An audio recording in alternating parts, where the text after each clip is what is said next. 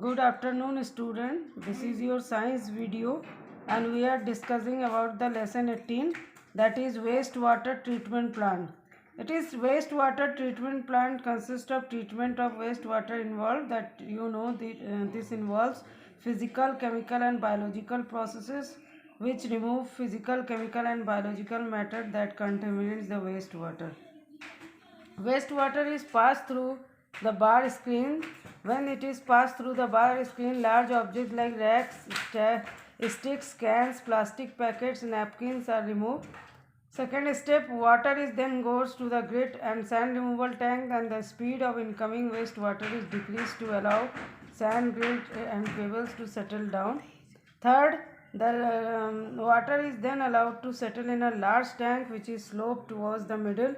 Solid like feces settle down at the bottom and are removed through scappers. This is the sludge. A skimmer removes the floatable solid like oil and grease. Water is cleared, is called clarified water, and then sludge is transferred to a separate tank where it is decomposed by the anaerobic bacteria. The biogas produced by this process can be used as a fuel or can be produce electricity. Last process, that is air is pumped into the clarified water to help aerobic bacteria to grow. Bacteria consume human waste, food waste, soaps and other unwanted matter still remaining in the clarified water. After several hours, the suspended microbes settle at the bottom of the tank as an activated sludge. The water is then removed from the top. The activated sludge is about 97% of water, and water is removed by sand drying beds or machine.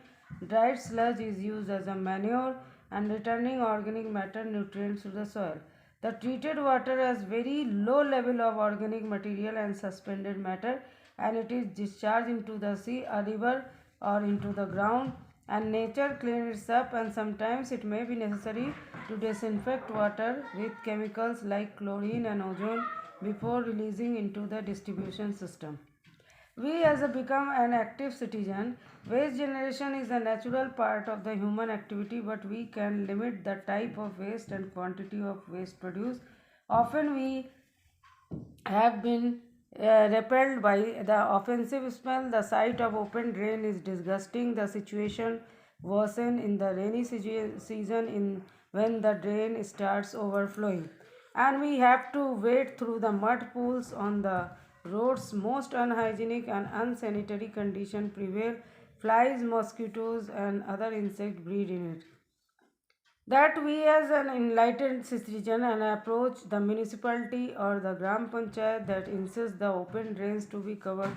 If sewage of any particular house makes the neighborhood dirty, you should request them to be more considerate about others' health, because all the disease carrying germs are spread through these flies and mosquitoes, and bacteria and viruses are also they make the person ill. What can we do for better housekeeping practices? One of the ways to minimize or eliminate waste and pollutant at their source is to see what you are releasing down the drain. In the house, cooking oil and fats should not be thrown down the drain. They can harden and clog the pipe. In an open drain, the fats clog the soil pores, reducing its effectiveness in filtering water. Throw oil and fats in the dustbin.